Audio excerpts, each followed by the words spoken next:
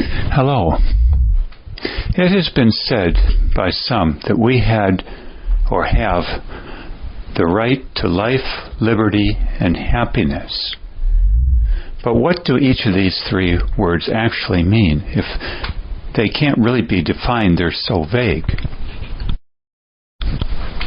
Others might say we have more and more our rights being taken away from us, or in general, fewer and fewer rights. Yet others might say that we want security. For safety? For longevity? For our way of life even. Whatever that way of life might be. It might even involve getting a big, big automobile, or a huge palace house, or a huge boat, in other words, or a trophy wife. And yet others might say, like Abraham Maslow, in the hierarchy of needs, that we all have a right, under law, to pursue our physiological needs being met. And so each then might argue in a court of law that I did this or that in self-defense of what I was just talking about, your rights, as you perceive them and define them. But of course, in a court of law, if you shot somebody to get a boat or a huge house, or let's say, here's another spin. It said you have a right to shoot a burglar if they try and invade your house and threaten your life or that of your family. But what if there are 500 burglars trying to get in, and all they want to take is simply your TV set? Do you have the right to shoot and kill all 500 of them to protect your TV set? Or do you have the right, too, to protect your life for one more year, or who knows how long, by shooting 10,000 people, for whatever reason they might want your life taken? Even to extend it to the ultimate, do you have the right to nuke the whole planet so that you can live, let alone maybe just live a few extra years, not 10,000 years? So where then do you draw the line about talking about preserving yourself when others have to pay a price and they want something of you, no matter what the reasons, right or wrong, how you ever define it? Where do we draw the line then? Do you thus have the right to enslave people, like not just a few, say, but a whole bunch of people, so that one person can have their so-called rights, even if they're simply physiological? I mean, where are we going to draw the line here? Where I especially see this playing out, too, is when someone says, I have the right to do whatever it takes to get a spouse that I find desirable.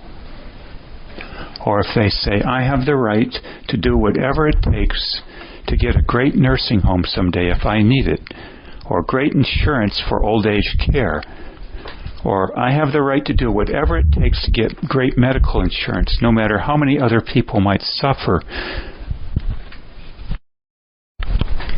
For instance, I have a neighbor who is in her 60s or 70s, and she needs surgery for a rotator cuff injury in her shoulder. But she can't have the surgery because she doesn't have anyone to take care of her at her place, being all alone in an apartment after the surgery is over, so she can't have the surgery. Does she have the right to go and rob a bank, or kill a number of people, or enslave people, or steal, or lie? And I mean quite a bit of lying, too, that impacts a lot of others negatively, so that she can extend her lifespan and thus protect her physiological needs. For aren't physiological needs also not just a matter of air, water, warmth and cooling of an appropriate nature. But what is the question of how long we think we should have these physiological rights? If everybody could extend their lifespan to, let's say, 115 years of age by getting top medical coverage for any and all possible things in the future, does that mean they have the right to do whatever it takes to get it? Where are we going to draw the line thus?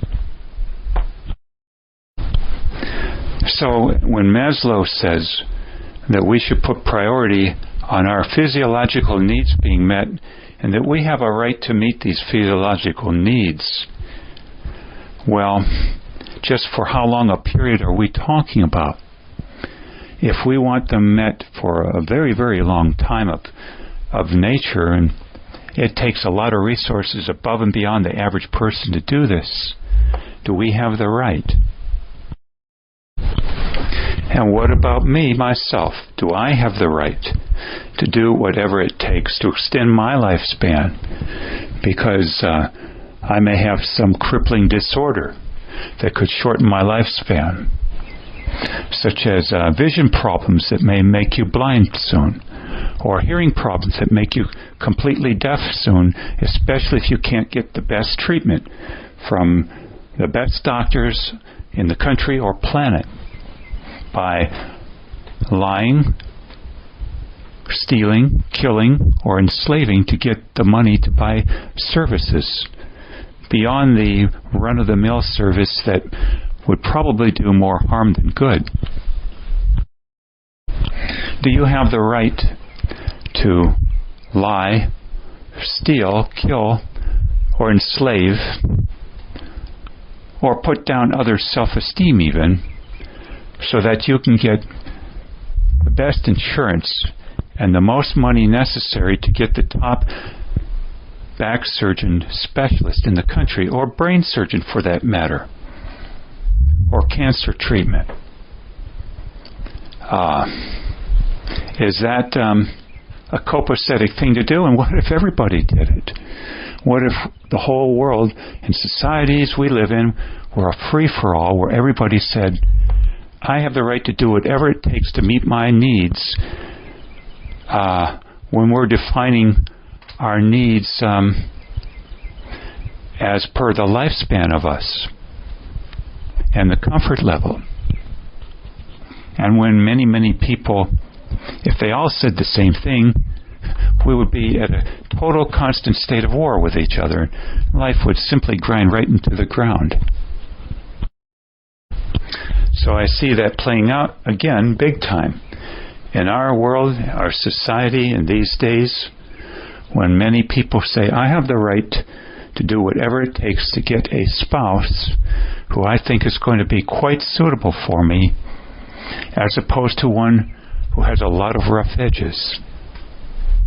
I have the right to steal, kill, and lie to provide what this person wants in order for them to marry me, say. And again, I have the right to do whatever it takes to get great medical insurance and great old age care insurance. It seems to me that if everybody had this notion, that life would be even worse than it is right now. And maybe that's one reason why we have so many problems right now. There are a number of people saying they have the right to do whatever it takes to accomplish and get what I was just talking about. So to recap, yes, we would all like comfort, but there's a generally agreed upon thing in court that says you can't just do whatever you want for comfort, to include getting a boat or a jet or a trophy wife even, or trophy husband, that there are limits. And if you do what you said you wanted to get and claim it was in self-defense, I think that wouldn't fly in court.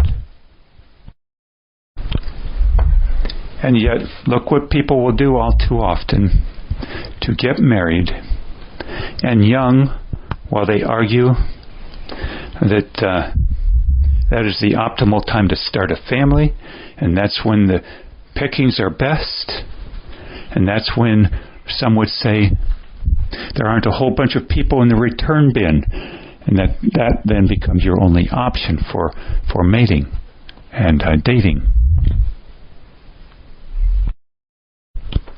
I don't have definitive solutions, but it seems to me that if everybody said they have the right to marry someone who is under 130 pounds and went to a brilliant college, if that were advantageous, and that they look like a supermodel and are under 35 and have no wrinkles, and if they said they have the right to get insurance that will send them only to the best doctors who have very few openings.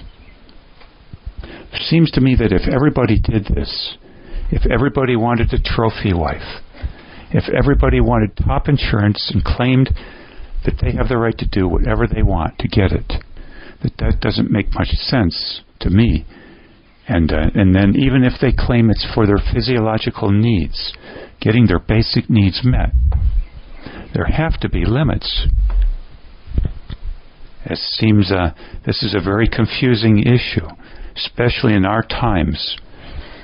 And when certain skills and certain partners too are not just growing on trees. For not all medical care is the same in terms of both technical competence and level of empathy given to the client or patient. And not all people available as spouses are the same either. Many, yes, don't arguably look optimal physically, and many are not optimal emotionally.